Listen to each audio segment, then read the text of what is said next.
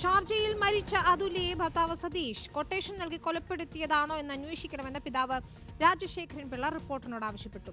സന്തോഷവതിയായിരുന്ന മകൾ എന്തിന് ആത്മഹത്യ ചെയ്തു എന്നതാണ് ചോദ്യം. സതീഷ് തന്ത്രശാലിയായ കുറ്റവാളിയാണെന്നും പിതാവ് പറഞ്ഞു. എൻ്റെ മോൾ മരിക്കാനുള്ള കാരണം അവനാണ്. അവൻ്റെ നിരന്തരമായ പീഡനവും ശാരീരികവും മാനസികമായ അവൻ്റെ പീഡനം കൊണ്ടാണ് എൻ്റെ മോൾ മരിച്ചത്. 10 വർഷമായിട്ട് അവൾക്ക് കണ്ണീരൊഴിഞ്ഞ ഒരു ദിവസം പോലും ഉണ്ടായിട്ടില്ല. അവൻ തന്ത്രശാലിയായ ഒരു കുറ്റവാളിയാണ്. അവളെ ഇല്ലായ്മ ചെയ്യാൻ അവൻ ബോധപൂർവം ഈ 10 വർഷമായിട്ടും അതിന് ശ്രമിച്ചുകൊണ്ടിരിക്കുക. പക്ഷേ അവൻ ഇനി കൊട്ടേഷൻ കൊടുത്തതാണോ? എൻ്റെ കുഞ്ഞ് അന്ന് രാവിലെ പുതിയ ജോലിക്ക് വയനാട്ടിരുന്നതാണ്. സന്തോഷവതിയായിരുന്നു. 11 മണിവരെയും അവിടെ കൂട്ടുകാരിയോട് ചാറ്റ് ചെയ്തുകൊണ്ടിരുന്നുള്ളൂ. എങ്ങനെ കെട്ടിത്തൂങ്ങും? എനിക്കത് വിശ്വസിക്കാൻ പറ്റത്തില്ല. ഞങ്ങൾക്ക് ആർക്കും അത് ഉൾക്കൊള്ളാൻ കഴിയുന്നില്ല. എൻ്റെ മോൾ ഒരിക്കലും ആത്മഹത്യ ചെയ്യില്ലെന്നാണ് എൻ്റെ വിശ്വാസം.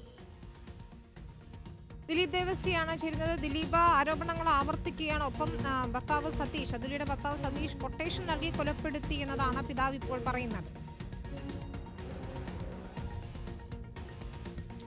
വിനീത, ജൂലൈ 19-ാം തീയതിയാണ് ഷാർജയിലെ ഫ്ളാറ്റിൽ അതുല്യയെ മരിച്ച നിലയിൽ കണ്ടെത്തിയത്. അന്ന് മുതൽ തന്നെ അതുല്യയുടെ കുടുംബം പറയുന്നത് ഇതൊരു കൊലപാതകമാണ് എന്ന് തന്നെയാണ്. കാരണം അതിന് സാധൂകരിക്കുന്ന തരത്തിലുള്ള ചില ദൃശ്യങ്ങളെല്ലാം തന്നെ പുറത്തു വരികയും ചെയ്തിരുന്നു.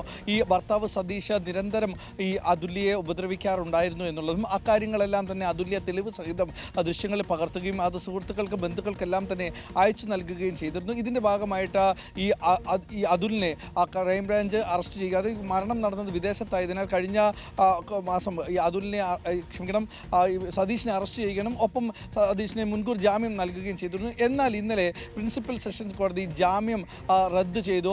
അതിനുശേഷം ക്രൈംബ്രാഞ്ച് ഈ സതീഷിനെ റിമാൻഡ് ചെയ്യുകയും ചെയ്തിരുന്നു. ഇപ്പോൾ ക്രൈംബ്രാഞ്ച് കസ്റ്റഡിയിൽ വാങ്ങാൻ അപേക്ഷ നൽകിയിട്ടുണ്ട്. ഇനിയിപ്പോൾ ഈ പൂജ അവധി കഴിഞ്ഞതിന് ശേഷം സതീഷിനെ കസ്റ്റഡിയിൽ വാങ്ങി കൂടുതൽ ചോദ്യം ചെയ്യും. ഇപ്പോൾ ഈ കുടുംബം നേരത്തെ പറഞ്ഞതുപോലെ തന്നെ ഈ കൊലപാതകമാണോ എന്നുള്ളതാണ് ഇപ്പോൾ സംശയിക്കുന്നത്. കൊട്ടേഷൻ നൽകിയാണ് തൻ്റെ മകളെ കൊലപ്പെടുത്തിയതെന്നുള്ള കാര്യങ്ങളും അന്വേഷിക്കണമെന്നും ഈ പിതാവ് റിപ്പോർട്ടറിനോട് പറയുകയും ചെയ്തിട്ടുണ്ട്. എന്തായാലും ഇപ്പോൾ ഈ സതീഷിൻ്റെ മുൻകൂർ ജാമ്യം തള്ളുകയും ചെയ്തിട്ടുണ്ട്. സതീഷിന് എതിരെ ഈ കുടുംബം ഹാജരാക്കിയ ചില വീഡിയോകളെല്ലാം തന്നെ ഉണ്ട്. അതായത് ഡിജിറ്റൽ തെളിവുകളെല്ലാം തന്നെ കോടതി പരിശോധിച്ച ശേഷമാണ് ഇന്നലെ ഈ ജാമ്യം റദ്ദ് ചെയ്യുകയും ചെയ്തത്. പക്ഷേ കോടതി നിരീക്ഷിച്ചത് ഇതിൽ ആത്മഹത്യാ പ്രേരണ കുറ്റം ചുമത്താനുള്ള വകുപ്പുകളുള്ളൂ. മാത്രമല്ല ഇതിൽ കൊലപാതകത്തിലേക്ക് നയിക്കുന്ന കാര്യങ്ങളില്ല എന്നും കോടതി നിരീക്ഷിക്കുകയും ചെയ്തു. എന്തായാലും ഇപ്പോൾ പ്രതിയുടെ ജാമ്യം റദ്ദ് ചെയ്ത് പ്രതിയെ റിമാൻഡ് ചെയ്യുകയും ചെയ്തിട്ടുണ്ട്. വിനീത, ശരി, വ്യക്തമാണ്. ദിലീപ് ദേവസ്രിയാണ് വിവരങ്ങൾ നൽകിയത്.